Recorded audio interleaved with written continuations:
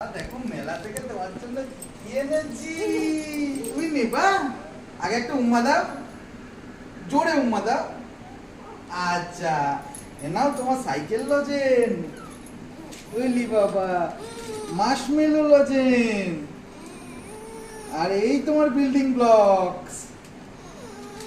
কত কিছু। একটা উম্মা দিয়ে দাও তাহলে আমাকে, আমার গালে গালে। উম্মা।